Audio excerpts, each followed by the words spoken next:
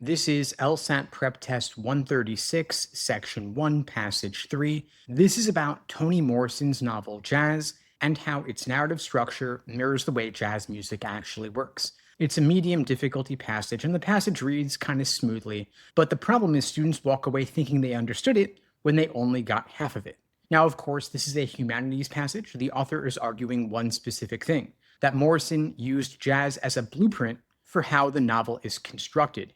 Theme versus structure. And that distinction runs through the whole passage. Paragraph 1 starts off with a wide view on purpose. Music and literature have always overlapped. African American writers, especially, have drawn on music as theme and metaphor. You can move through that stuff quickly, it's just background. But you want to watch out for what happens at the end of the paragraph. The author says nobody before Morrison used a musical genre as the structuring principle for an entire novel. That is the turning point. Everything before that is, here's what other people did. Everything after it is, here's what Morrison did differently. And if you miss that twist, you're going to read the rest of the passage as general praise instead of a specific argument. Now, paragraph 2 is the core of the passage. You want to slow way down here. This is where the author shows you what structuring principle actually means. It's about narration, not the plot being set in the Harlem jazz scene. Now, the narrator has this disembodied voice that slides between omniscience and the character's own perspectives. The characters get sections set off by quotation marks like they're stepping up to take a solo. And the author makes that comparison explicit. The narrative is analogous to the playing of a jazz band. Ensemble sound, then individual performances woven through it. And that analogy is the backbone of the entire passage. Every question about structure or main point is tracing back to this paragraph. Now, paragraph 3 brings in Duke Ellington.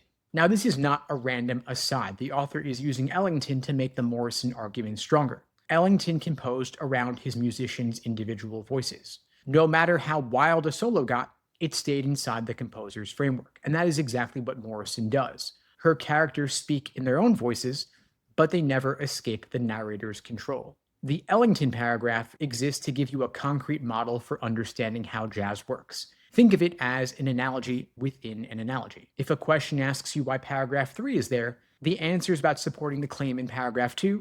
It's not about Ellington for Ellington's sake.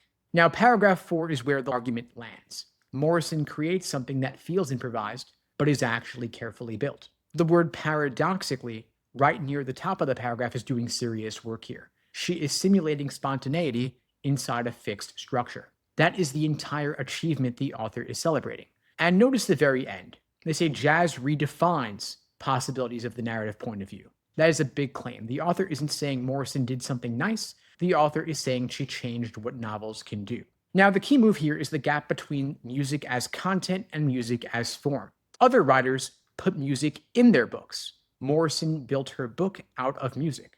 And that one distinction drives every important question on this passage. Now, the author's stance here is strongly positive, but it's not vague admiration, it's more targeted. The author admires a specific technical innovation, narrative structure modeled on jazz performance. The trap here is picking answers that sound enthusiastic, but stay too general. If we were to ask, does Morrison masterfully use jazz themes? That's wrong.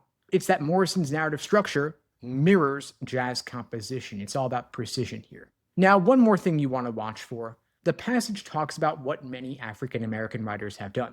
Then it talks about what Morrison did, and students mix those up. When a question asks about Morrison's specific achievement, you don't want to pick an answer that describes the tradition she came out of. She's being set apart from that tradition, not lumped into it. Now, before you hit the questions, you want to make sure you're clear on these 3 things. First, what is the difference between using music as a metaphor and using it as a structuring principle? Second, what exactly does the Ellington comparison illustrate about Morrison's technique?